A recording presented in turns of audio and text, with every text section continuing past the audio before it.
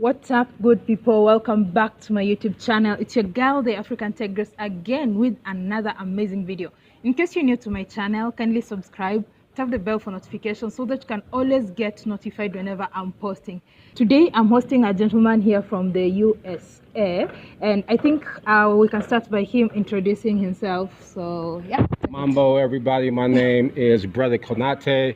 I also go by Team Africa Worldwide.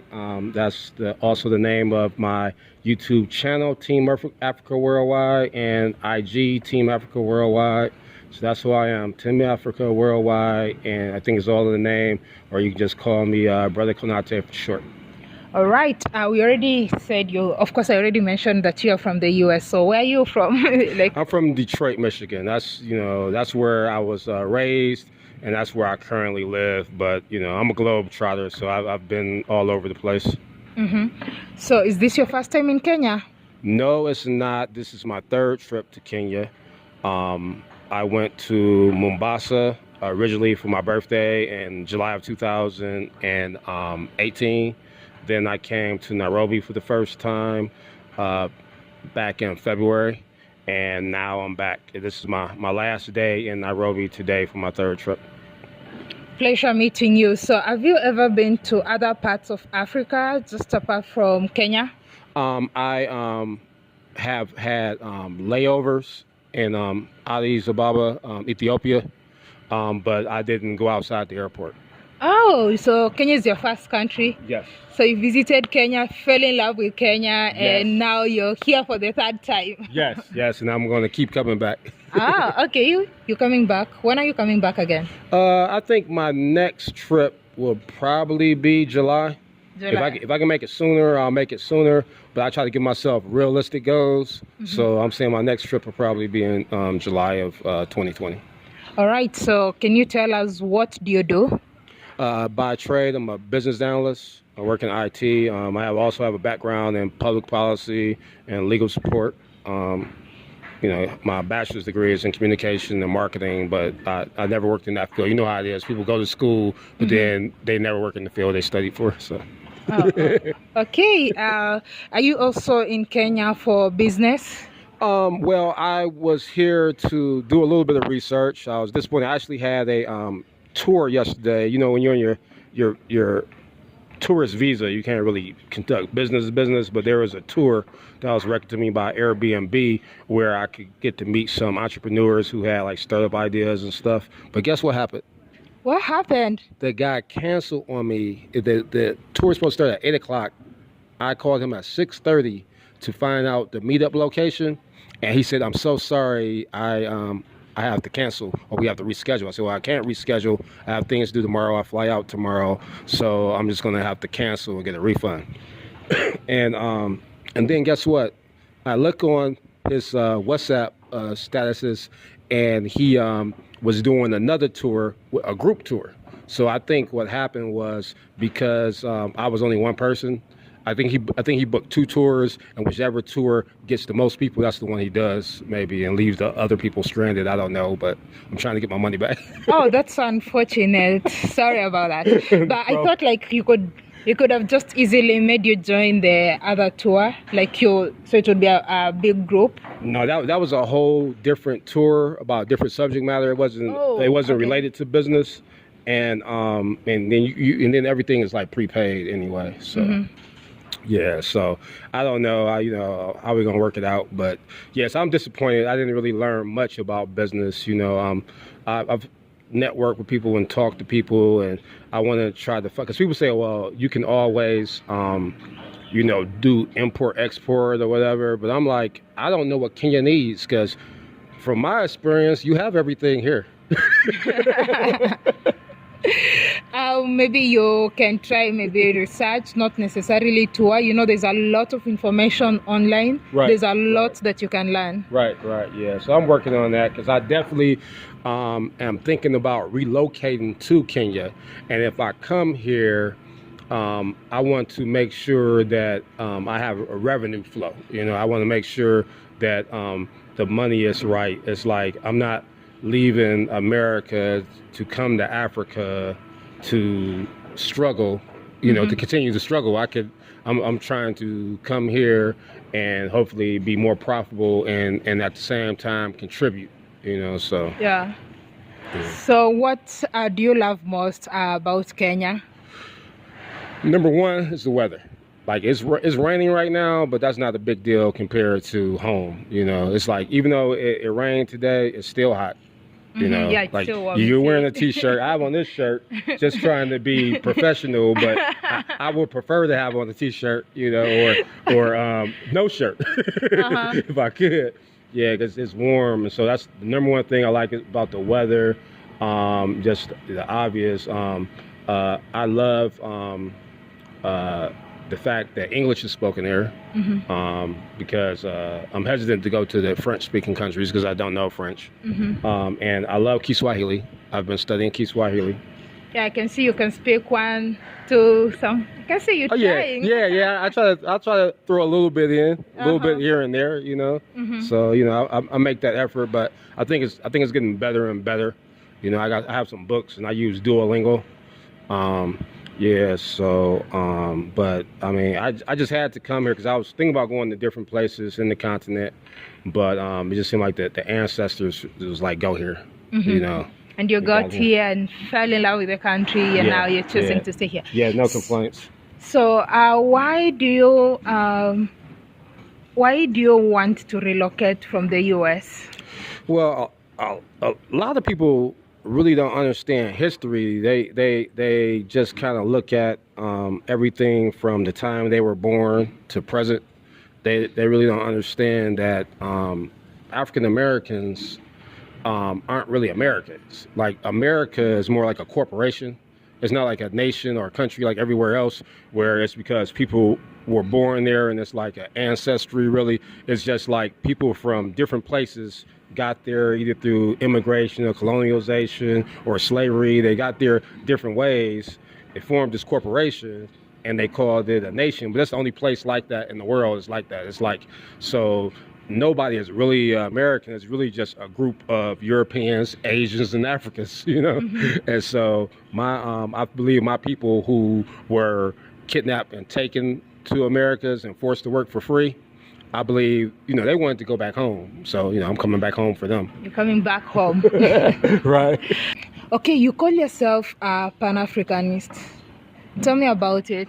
In my opinion, being a Pan-African means that, number one, you're Afrocentric. So you try to look at everything from the perspective of being an African first. And it's not that, I'm trying to be anti anybody else, but it's like Africans in Africa, we have to put ourselves first. And I think historically we haven't done that.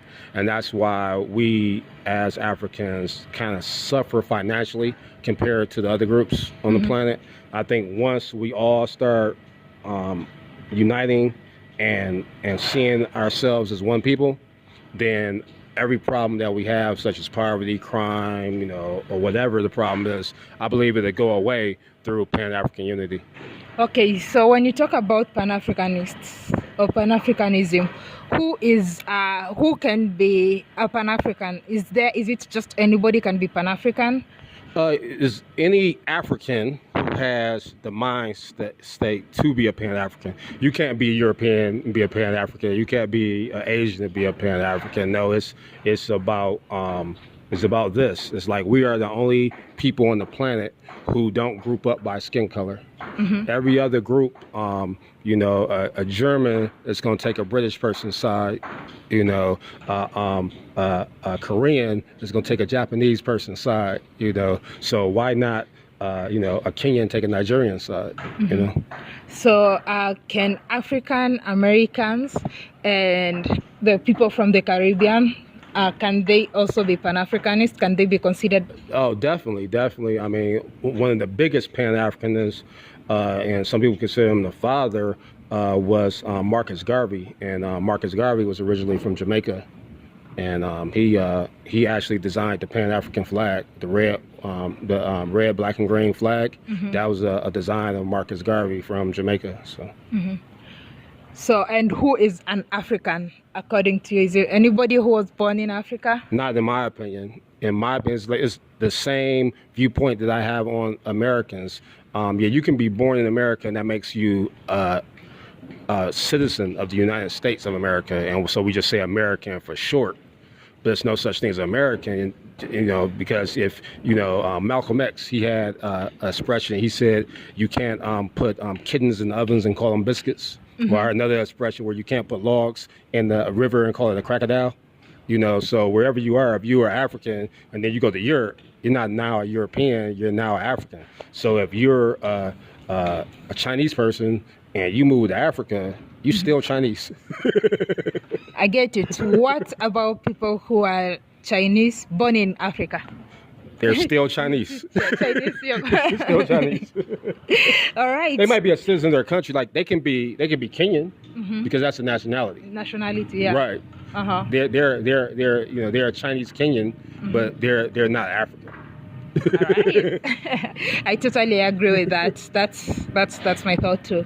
So, what has been your greatest challenge being in Kenya?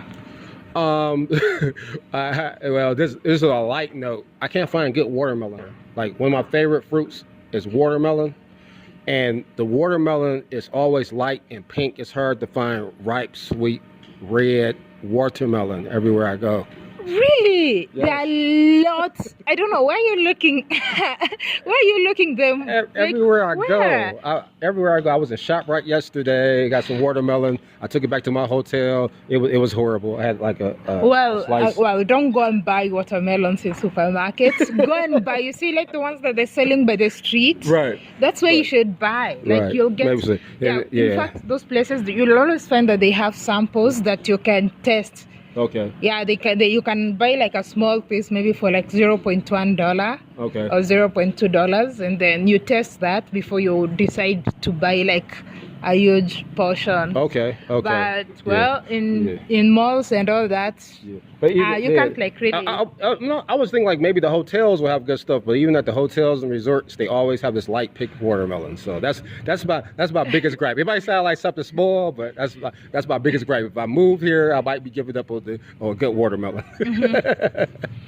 And what inspired your first travel to Kenya? Like I always wanted to come to Kenya.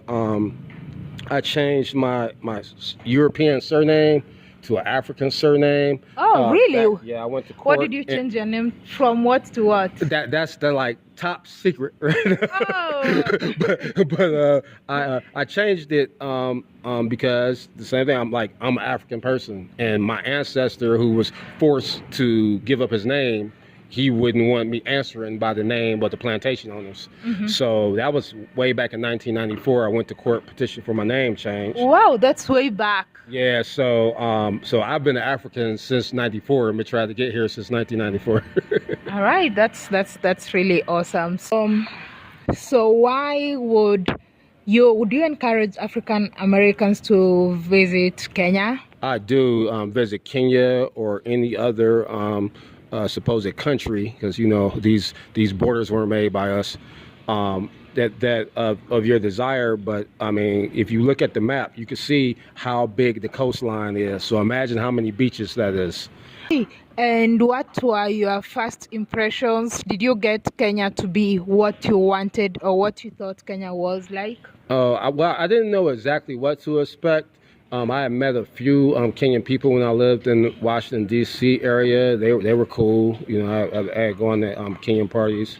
Of course, I did like YouTube research on different people who have visited Kenya and other countries in Africa. But there's nothing like seeing things for yourself.